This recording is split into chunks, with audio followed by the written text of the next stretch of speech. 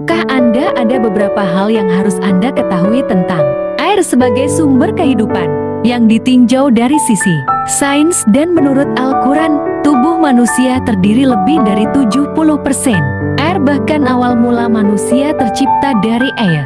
Air sebagai sumber kehidupan, sains dan perspektif Al-Quran. Air sebagai sumber kehidupan ditinjau dari ilmu sains dan Al-Quran, yang keduanya sama-sama menegaskan betapa pentingnya air bagi keberlangsungan makhluk hidup. Menurut perspektif sains, secara ilmiah, air adalah unsur paling penting untuk kehidupan karena menjadi pelarut universal, mengatur suhu bumi dan makhluk hidup, menjadi media reaksi biokimia dalam tubuh, menyusun 60-90 bagian sel makhluk hidup. Sains menyimpulkan bahwa tanpa air, kehidupan biologis tidak mungkin ada.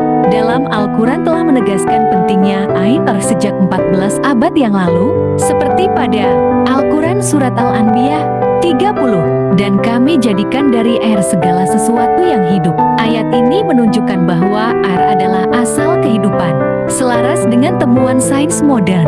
Quran Surat An-Nahl 65, Allah menurunkan air dari langit, lalu dengan air itu dihidupkannya bumi setelah mati, menjelaskan bahwa air mampu menghidupkan tanah yang kering sehingga tumbuhan dapat tumbuh kembali.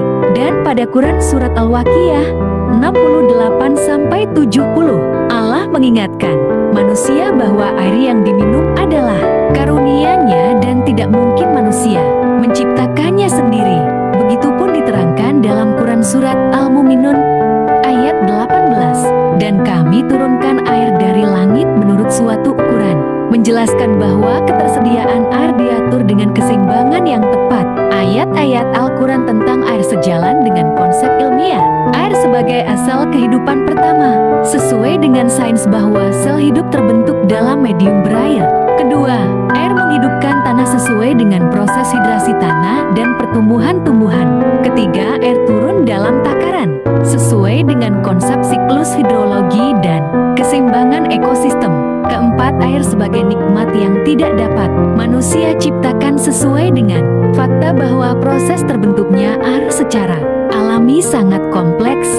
Air adalah nikmat Allah yang menjadi sumber kehidupan, dibuktikan oleh sains dan ditegaskan oleh Al-Quran. Tugas kita adalah menggunakan air dengan bijak dan menjaga kelestariannya, agar kehidupan tetap terjaga di bumi ini.